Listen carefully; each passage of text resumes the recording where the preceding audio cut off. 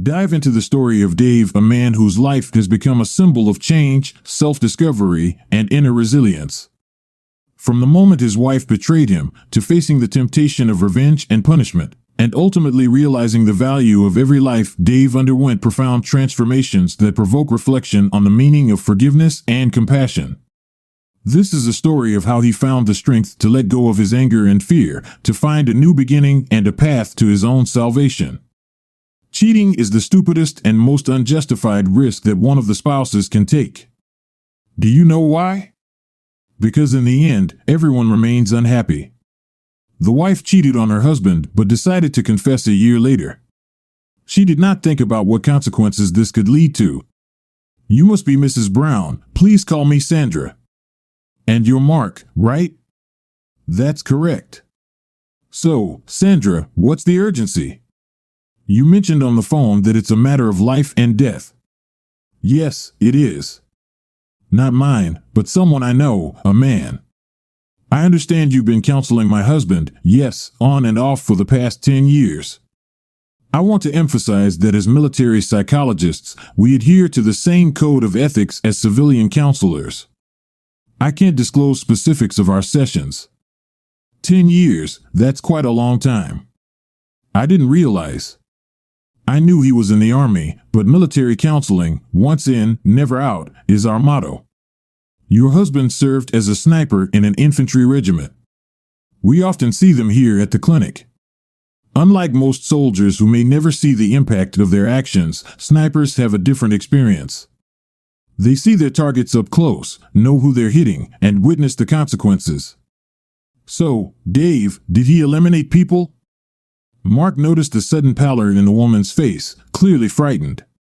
He offered her a glass of water before continuing. Oh, definitely, Sandra. And it wasn't just soldiers either. You're aware of the conflicts the Australian Army faced during the recent Middle East engagements.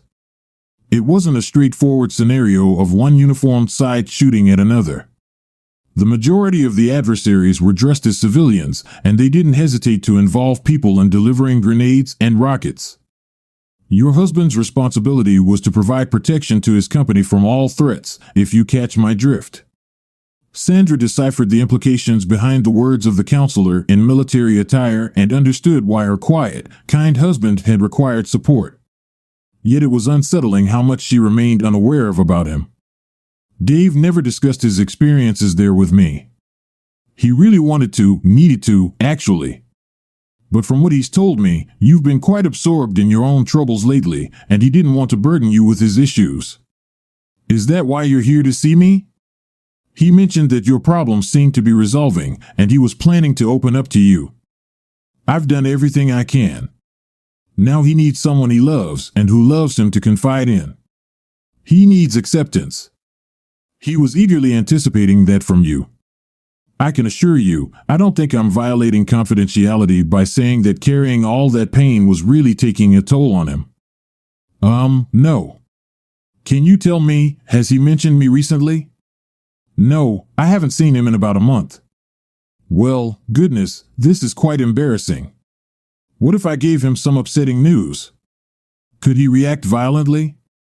He mentioned threatening to harm someone close to me. I need to know, is he serious? I'm walking a fine line here, Sandra, but without knowing the specifics, my initial reaction would be no. Dave's response to his military experiences, if anything, made him more gentle than before. It had to be serious enough to provoke a return to his past, to a time when he had to neutralize without hesitation to protect what he valued above all else. Can you share what the troubling news was? I have plenty of time. I don't have any more clients, and my wife is away this week. He patiently awaited as a flurry of emotions danced across the capable-activating woman's face like a shifting kaleidoscope. Beneath it all, pure unfiltered terror lurked. He inferred that whatever she had to disclose was deeply humiliating, yet her desire for peace of mind was undeniable. Finally, I'm not sure what Dave may have mentioned about me.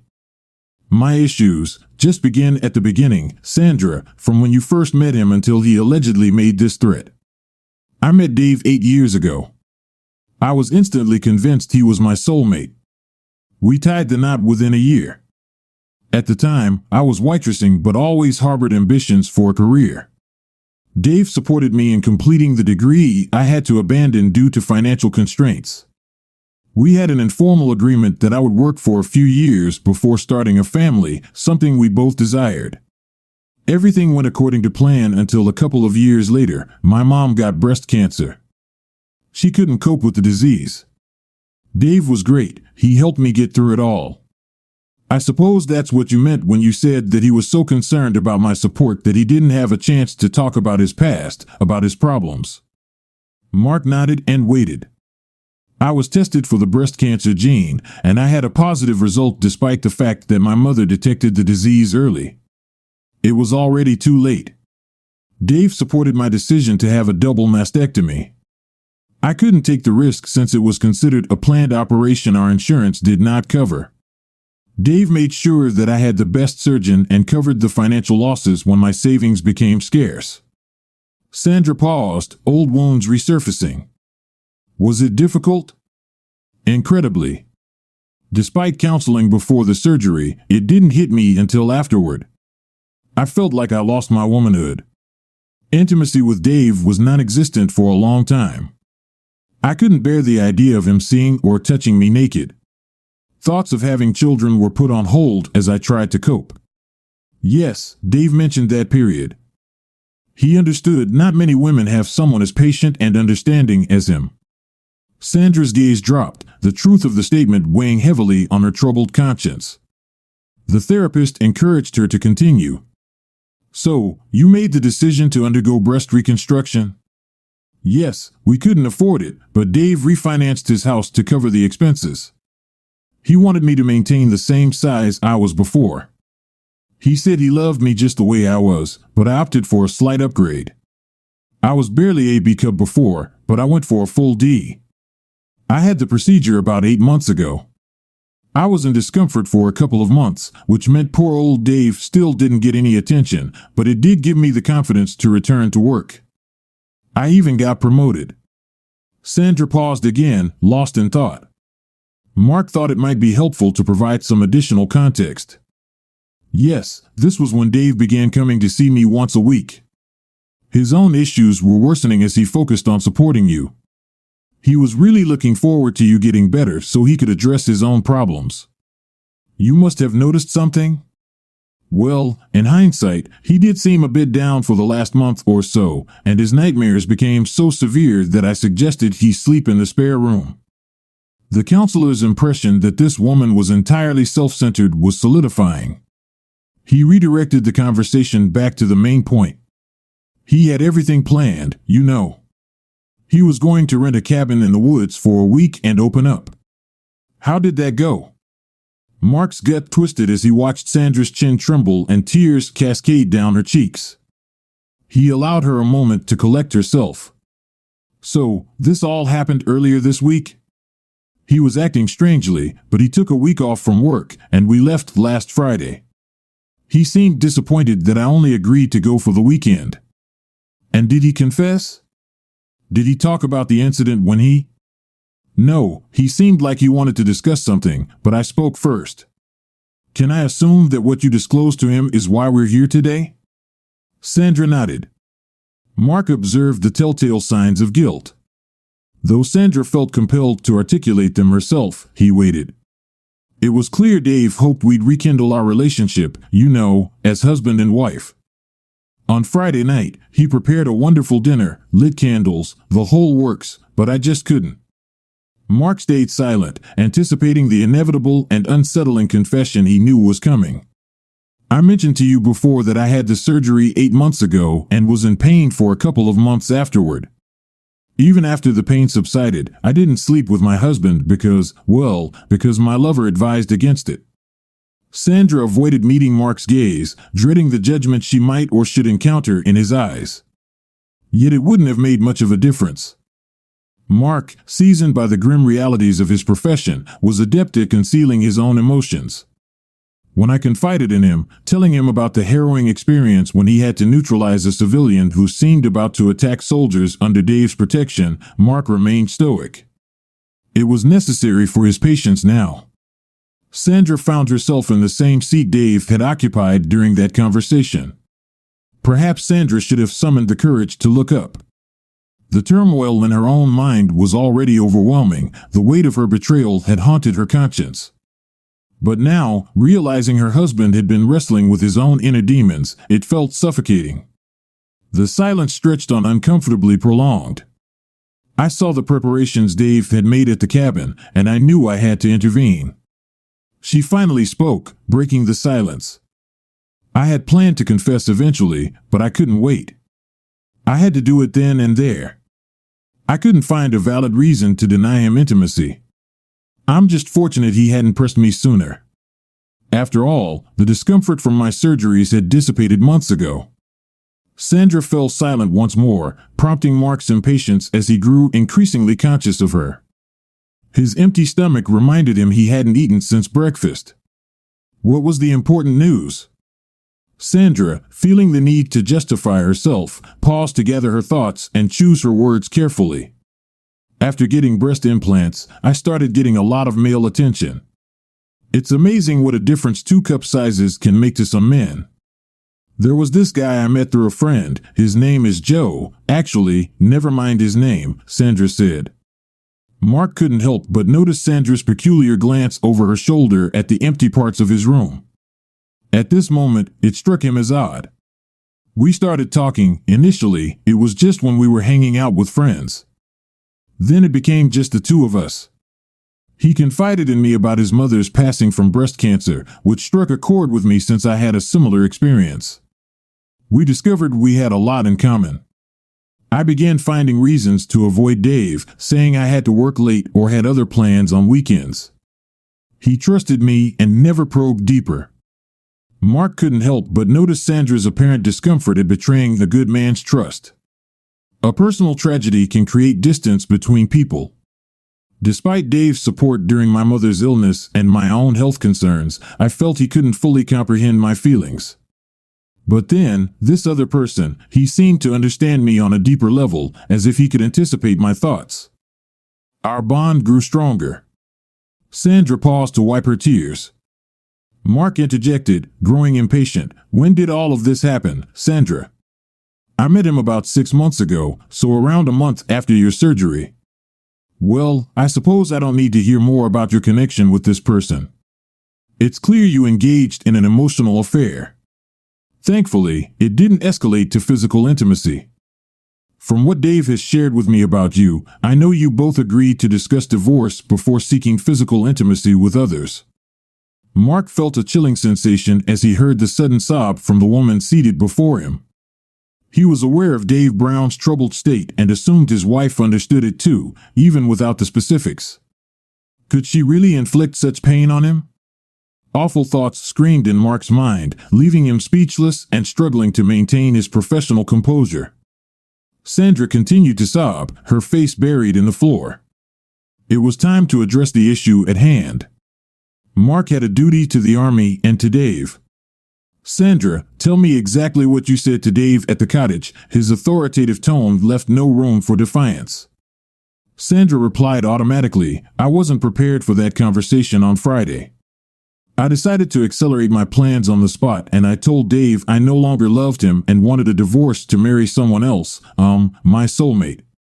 How did he react, specifically? He became distant and expressionless. He said he thought he was my soulmate. Then he asked if I had slept with the other man. Mark's increasing dread escalated as he pondered the significance of the woman's response to her husband. He understood the weightiness of the situation. What did you tell him, Sandra? I couldn't. I just couldn't bring myself to do it. I couldn't inflict that pain on him, so I said nothing. But I think he figured it out anyway, that I'd been involved with Joe. We were in love. Dave just turned away from me. I think he might have been crying. I waited for him to process everything so we could discuss our separation. After giving him what felt like 5 minutes, I was about to broach the subject when he looked back at me. It was terrifying. It wasn't Dave looking at me. Not a single familiar gesture or expression. Even his eyes seemed a different color. Mark noticed Sandra shiver, choosing to stay silent, unable to find the right words. And when he finally spoke, his voice was like the lid being lifted off a stone sarcophagus. It was chilling. What did he say, Sandra? Please be specific. Can you recall his exact words? Oh, I remember vividly. It's why I'm here. What, as I said, he seemed like a completely different person. Someone I didn't recognize. You have no idea how right you are about that, Sandra continued as if Mark hadn't spoken. It was terrifying. He just stared at me with those lifeless eyes and asked, "Do you think I'll let you ride off into the sunset with lover boy and live happily ever after?" There's nowhere in this country or anywhere else that the wife-stealing jerk can hide. I'll track him down and eliminate him. Then he demanded to know my lover's name, but I remained silent. He simply snatched my phone and drove away, leaving me stranded without a car at that cabin in the woods. It took me 6 hours to make it back home. Some of Dave's belongings were missing, and upon checking, I found that all our bank accounts had been closed, and none of my cards were functional. I can't call Joe to warn him. His number was saved in my phone, but I can't recall it. I'm not concerned about the call log exposing Joe to Dave, as I rarely contacted him from my cell or home phone. His name is buried among 40 or 50 others. I'm hesitant to reach out to our mutual friends to relay a message to Joe, fearing Dave might be monitoring me somehow. I suspect he's keeping an eye on the house. I can't even go to Joe's place to warn him. I feel trapped and clueless about what to do. I can't reach out to my soulmate without putting him in danger from my husband. I'm terrified that Joe might show up at the house after failing to get in touch with me. That's why I've come to you. I want to see John, but I can't do it without jeopardizing his safety. Should I be afraid? Is Dave capable of following through with his threats? Sandra paused, her eyes wide and imploring as she looked at the counselor, silently hoping he would spare her from having to make the most agonizing decision of her life, to never see her soulmate again. Still, she was willing to choose this path rather than risk her lover being neutralized by an enraged husband. She knew she would never find true happiness with anyone else for as long as she lived. Mark's professional demeanor faltered, his voice betraying his despair as he envisioned all his efforts with Dave Brown dissipating before his eyes. I believe there is a strong chance that such a shock could trigger him to revert back to his sniper mentality. He'll feel compelled to protect his team, which includes you and himself, by eliminating your lover. And I suspect he'll find it somewhat comforting, almost therapeutic, to seek vengeance. A sudden surge of anger consumed Mark as he glared at Sandra with condemnation. Years of painstaking work to rehabilitate Dave Brown into a productive, balanced member of society had been undone in just 6 months and one conversation by the selfish woman standing before him. His usual professional detachment crumbled. Over time, he had developed a deep bond with his patient and had believed they were nearing the end of their journey. Now, all of that lay shattered in the dust. You foolish, self-absorbed person. What have you done? I'm amazed your spouse didn't immediately react with violence. Only his lingering affection for you could have prevented it. And as for the despicable individual who contributed to breaking Dave's heart, I wouldn't bet a penny on them lasting 30 minutes once Dave discovers their whereabouts. Leave my office this instant, you disgraceful person. Excuse me. You can't address me in such a manner. I can address you however I please. You didn't come here as a patient but as a private citizen. You've likely ruined one of the most honorable men I've ever known simply because you couldn't keep your promises or control yourself. When he left here last time, Dave was full of vitality like never before, and now you've ruined him. Him.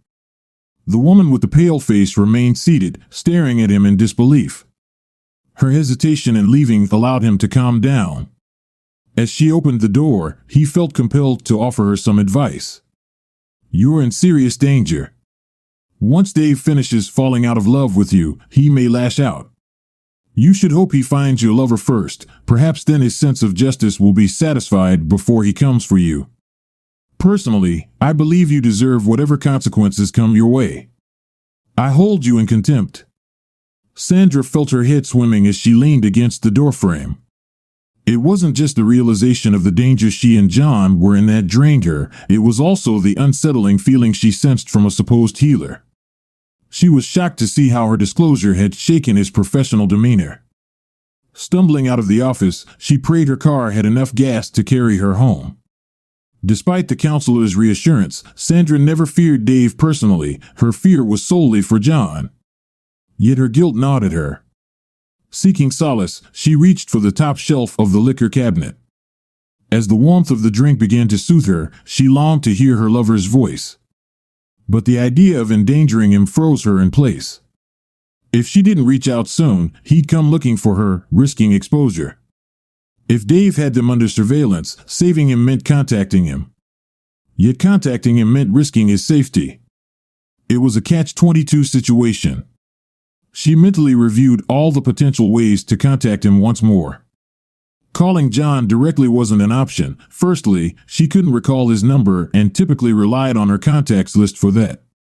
Moreover, he didn't have a landline, and mobile numbers weren't available through directory inquiries. Besides, if she called him from her landline and Dave happened to be monitoring it somehow, it could spell trouble. Reaching out to a mutual friend of hers and John's to relay a message was out of the question too. It would only lead Dave straight to John. Visiting John's place was quickly dismissed as the riskiest idea. After 2 strong drinks, a solution emerged, seemingly out of nowhere. It was remarkably simple, so much so that it hadn't immediately occurred to the modern woman of the 21st century. Grabbing a pen and paper, she opted for the old-fashioned method. She wrote John a letter. To suppress her emotions, she continued drinking. Just before she passed out on the couch, she sealed the letter in its envelope and addressed it. She would discreetly buy a stamp and mail it tomorrow. 3 days later, with a mix of anger, frustration, and a hint of fear, John tossed the letter onto the floor. It had awaited him in the mailbox upon his return from a week-long trip. Seething, he reached for the same brand of sherry that Sandra had drowned herself in the night she wrote the letter, recalling the contents of Sandra's message and casting a weary glance at the darkness beyond his lounge window. He closed the blinds, then, grabbing both the open letter and the open bottle, he headed to the kitchen to contemplate his next move. Taking a swig from the bottle, he began to reread the letter. My dearest John, I'm writing to inform you of the disastrous events that have unfolded since last Friday. I fear they may spell the end for us, and we may never cross paths again. Upon arriving home last Friday, I discovered my husband had prepared a bag for me and whisked us away to a cabin he had rented in the woods. He had gone to great lengths to create a romantic retreat, clearly hoping to reignite our intimacy. However, I simply couldn't betray you in that way. It felt like cheating. I confessed everything to him about us, our love, how we complement each other's very beings. I pleaded for a divorce so that we could be together indefinitely. He fell silent, and I knew deep down he wouldn't take it well, but I had hoped he might acquiesce for my happiness. Instead, he asked if I had cheated on him. Caught off guard, I couldn't deny it, and he realized the truth. That's when he threatened to hunt you down and harm you. The anguish in his eyes made it clear he was serious. He abandoned me at the cabin, taking my cell phone with him. If you receive any calls or messages from him or anyone unfamiliar, pretend we have a vague acquaintance from work or elsewhere. Upon returning home, I discovered our funds depleted and cards canceled. I've been scraping by with what little was in my purse and what I've borrowed from friends. I'll be back on my feet after my next paycheck. Dave seems to have influenced some of my friends, as I've received a few harsh messages from them. On Monday, I found out that Dave was seeing a therapist because of his military experience. I consulted his therapist to assess the threat to you, and he confirmed it. It appears Dave may have been affected psychologically by his time in the Middle East. My love, I am utterly ashamed to have placed you in danger like this. I hope you can find it in your heart to forgive me, as everything I did was with the intention of securing our eternal happiness together. Sweetheart, it seems we have 2 options. Firstly, you could embrace the risk, come to me, and together we could either flee to safety or face the world openly despite the danger. Alternatively, you might devise a plan to neutralize Dave's threat. Unfortunately, I'm at a loss for solutions in that regard. Lastly, you could deem the risk too great, leading us to part ways indefinitely. I mention this knowing it would be incredibly difficult for you, my love. If your feelings for me even remotely match mine for you, the mere thought of separation would be unbearable. The one silver lining in our situation is that I can now proudly wear the engagement ring you gave me. I cherish it as much as I cherish you. If the worst should occur, I'll always have it as a reminder of our love. Please consider carefully, my beloved John. I pray you find a resolution, but if not, I'll accept our parting as the price of your safety. Farewell for now, and perhaps forever. My dear John, I love you dearly. Yours always, Sandra. John angrily tossed the letter aside once more. He was resolved to pursue option 3, escaping, and doing so swiftly, perhaps as soon as tomorrow. Damn Sandra's husband, especially considering all the effort he'd invested in manipulating that clueless woman. Having never attended college, John had learned early on how to leverage his charm and skills in bed to supplement his meager earnings as a salesman. He had mastered the art of identifying a wealthy wife, charming her, making her believe she was his soulmate, orchestrating her divorce, and claiming as much of her money as possible. His bank account boasted a healthy 6-figure sum. Like any successful salesman, John understood the importance of research. Utilizing mutual acquaintances, he gathered extensive information about Sandra, even down to her favorite drink. Learning of her deceased mother, a bit of basic research on breast cancer provided him with enough knowledge to feign empathy, claiming his own mother had suffered from the disease, establishing this shared bond. He drove a wedge between Sandra and her husband, convincing her that he understood her better and loved her more. After establishing an emotional connection, persuading her to betray her husband and join him in bed was surprisingly straightforward. He had nearly reached the point of disclosing her affairs to her oblivious spouse himself when, during his absence while focusing on his next target, the foolish woman revealed everything. Well, it's my own fault for being too greedy, he reflected. However, the new target was promising, wealthier, more attractive, and crucially, more susceptible than Sandra. She would likely succumb to his tactics soon enough. It was a method that seldom failed and incurred minimal costs. Sure, he had endured a few punches and broken noses from enraged husbands over the years, but it often drove a wedge between spouses and sometimes resulted in the wife receiving a larger portion of the marital assets if her husband ended up behind bars. John harbored no guilt about his actions. After all, female gold diggers had existed since time immemorial. Nonetheless, it irked him that he would need to vacate his bachelor pad tomorrow and hastily relocate elsewhere. This new target seemed like he could be unstable. However, this might actually work to his advantage. It placed him closer to the woman in the neighboring town whom he had been grooming for weeks. That's where he had been spending all his time lately. He was on the verge of seducing her, knowing that once it happened, her marriage would be effectively over. He understood that juggling multiple targets simultaneously was greedy and hindered his ability to thoroughly research each one, but it promised substantial rewards. In a sense, cutting ties with Sandra simplified things. Nevertheless, he was annoyed at the amount of time and effort he had wasted. Setting aside the irrelevant letter, John poured himself another drink as his thoughts drifted back to a memory from earlier that day. He met a woman who looked very much like the girl with whom he had his first bed experience. It wasn't her, just a look-alike. Nonetheless, it stirred up fond memories. He decided to search for her in his old high school yearbook. John had lived a minimalist life, eschewing possessions in favor of mobility. Despite this, he held on to a select few personal items: his childhood scrapbook, his scout scarf, and his old yearbook. Retrieving his belongings from atop the bedroom cupboard, John carried them to the kitchen table with both hands. He flattened the scrapbook and blew away the dust, eagerly anticipating a journey down memory lane. As the dust dispersed, it revealed something that initially puzzled John, then filled him with dread. Strangely, he didn't feel the urge to flee, nor did he consider fighting. He knew instinctively that escape was futile. All he could do was gaze at the red laser beam now visible amidst the sparkling motes of dust, a beam emanating from outside, penetrating the kitchen window at a 30 degrees angle and converging on his chest. Dave's conclusion years later, Dave Brown still found the absurd image he had glimpsed through the scope of his illicit rifle to be one of the most amusing he had ever encountered. It wasn't just the sight of blood draining from the target's face or the sudden release of a book from limp hands. It was also the surreal experience of watching the target crumble to its knees, his elevated position allowing him to witness the telltale stain spreading across the front of the trousers as the mark involuntarily lost control. The turmoil raging within Dave Brown's mind since his bitter betrayal by his wife was so immense that mere words could not capture its magnitude. His guilt over his actions during his service in the Middle East, the atrocities he had been compelled to commit, had reached a breaking point in recent months, evidenced by his relentless nightmares.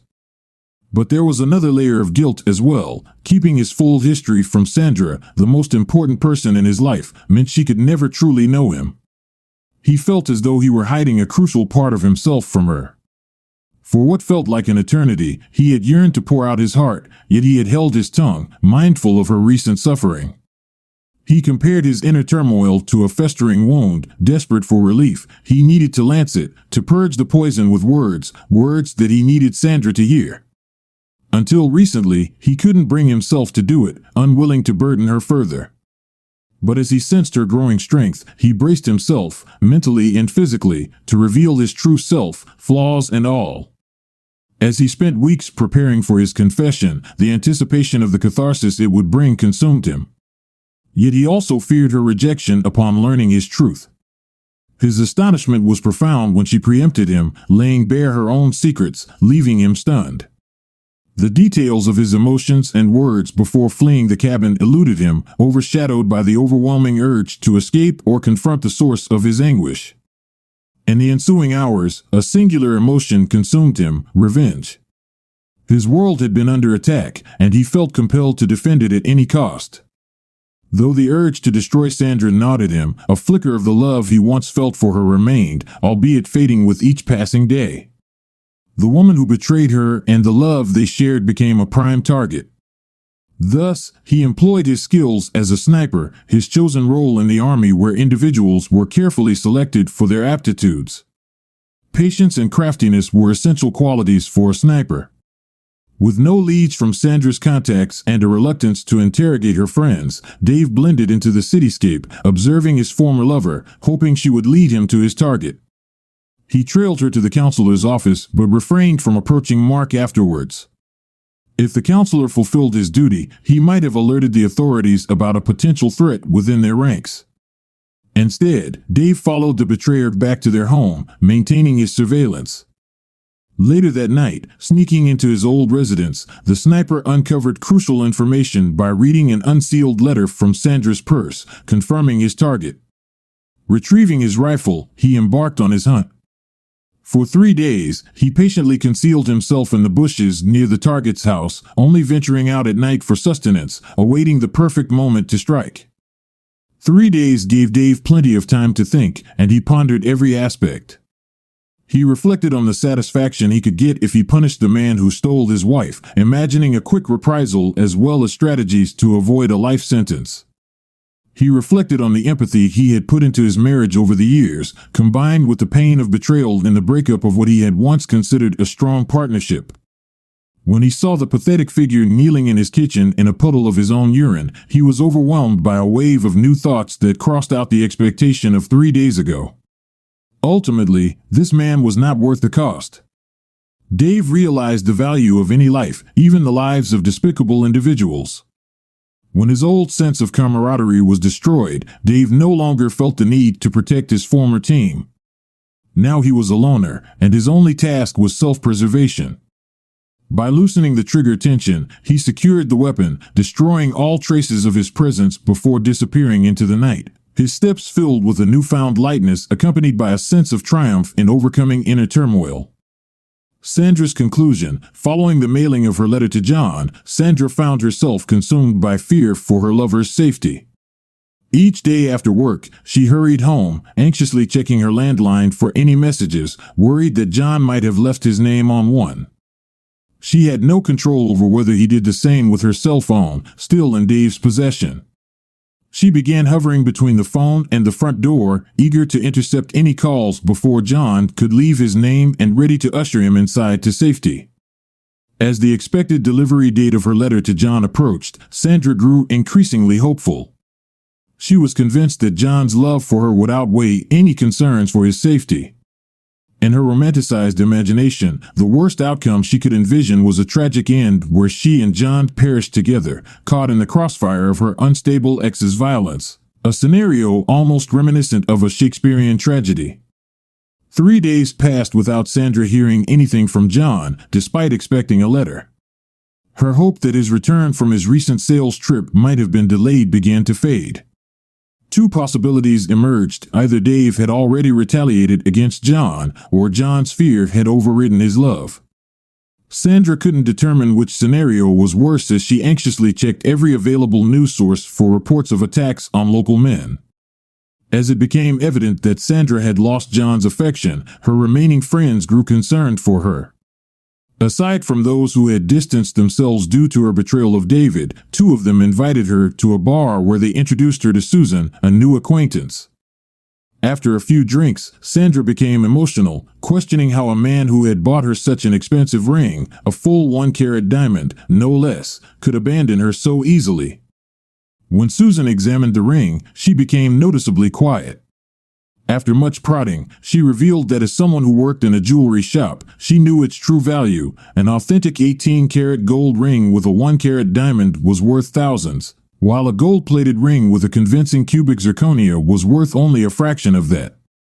In a state of extreme embarrassment, Sandra hastily left, got into her car, and drove towards home, only to encounter a police checkpoint for alcohol testing. Despite her initial anger fueling her, she was soon confronted by a police officer who informed her of her rights and arrested her. After being processed, charged, tested, and subsequently released, she experienced the shame of retrieving her car the next day.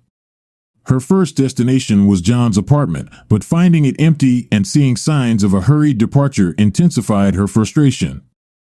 Visiting John's alleged workplace, where they denied knowing him, further fueled Sandra's irrational anger. The realization of being deceived, despite her confidence in her intelligence, stoked her rage, which eventually turned into self-loathing. What she once deemed as justified actions against her husband now revealed themselves as despicable acts. Sandra came to realize through her actions and the expression on Dave's face during their last encounter that reconciliation was out of the question. Consequently, she opted to punish herself by refraining from contesting the divorce or making any claims on their shared assets as a gesture to alleviate her guilt. She penned a lengthy letter of apology to Dave, wherein she divulged the complete details of her past affair.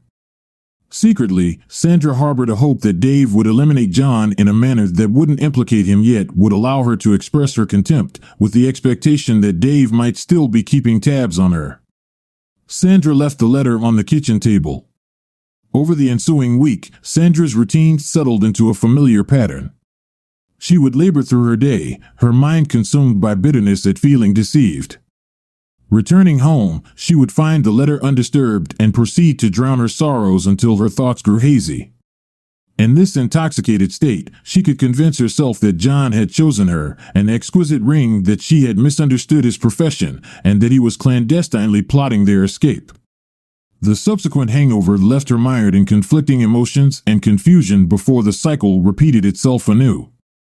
She hadn't seen John in a fortnight when she stumbled upon the solution to her dilemma.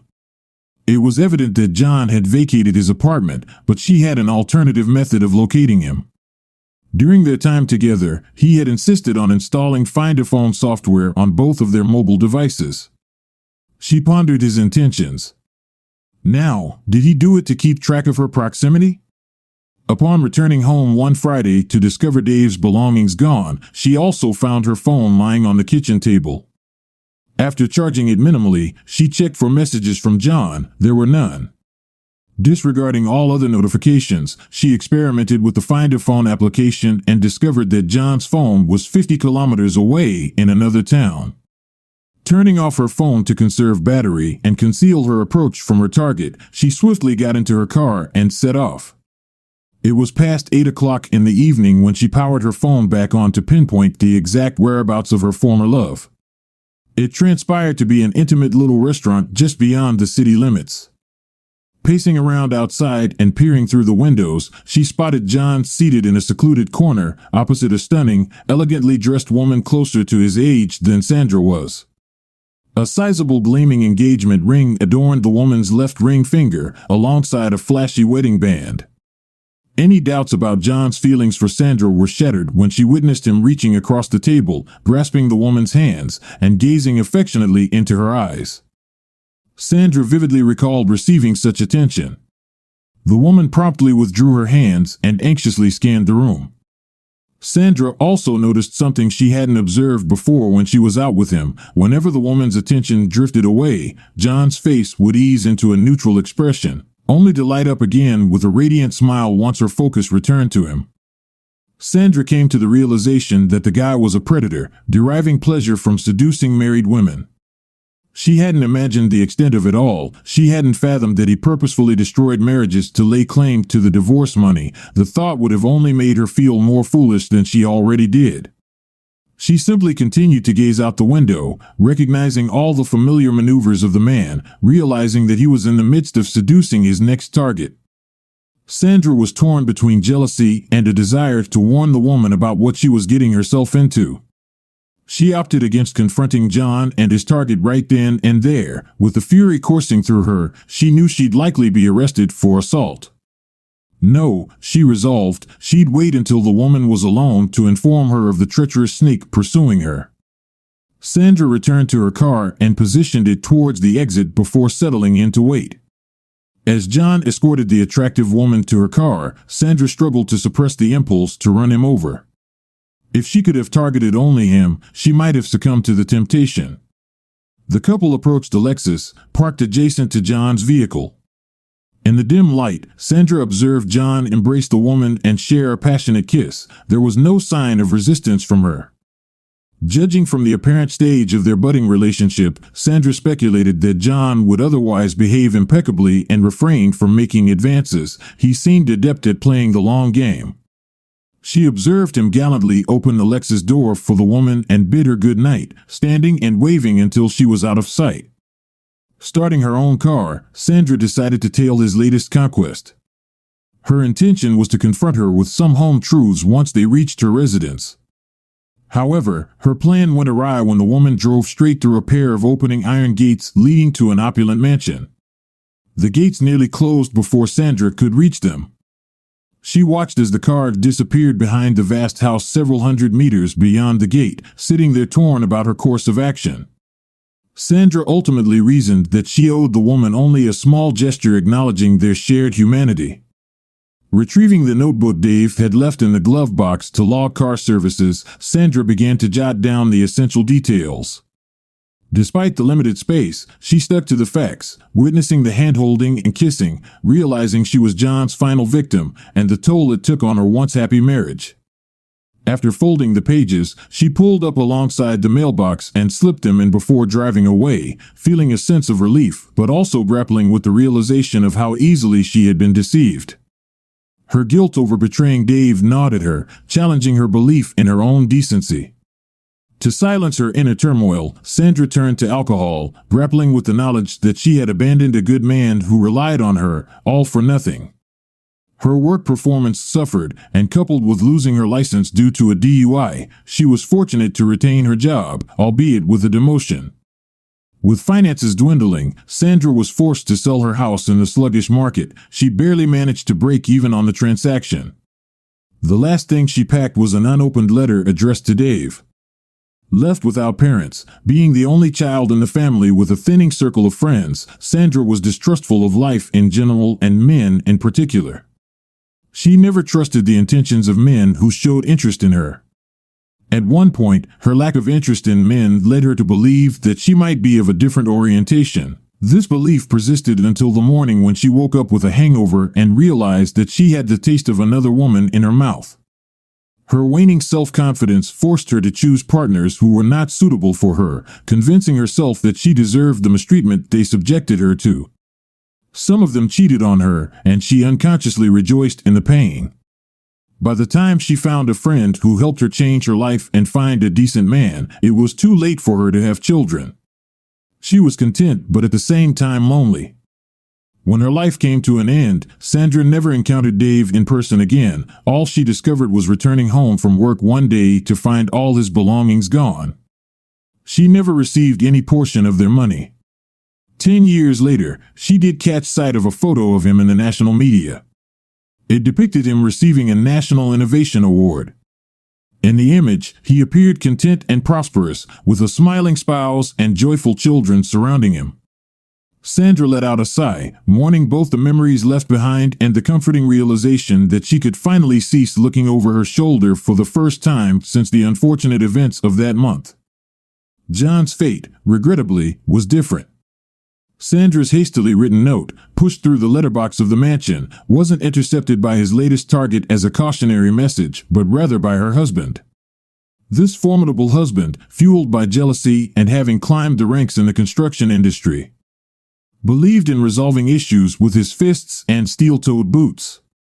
When he came face to face with his wife, he forced her to tell him everything she knew about the predator. He subsequently forced her to schedule a meeting with John the next evening at a remote location, ostensibly to promote their romance.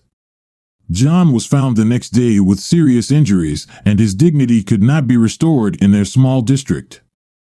A local journalist conducted a thorough investigation into a significant story. The resulting publicity prompted some of John's previous victims to step forward. Weeks later, he found himself in the media spotlight. A comprehensive exposé was published detailing his methods, featuring interviews with several women he had deceived, destroyed their marriages, and exploited financially. Upon reading the article, Sandra realized she had been deceived. Though the police did not press charges for fraud, two of the more resilient victims took legal action to reclaim some of their losses. Let's just say John no longer possesses a car or a six-figure bank balance. In fact, the remaining digits in his bank account barely reach four figures.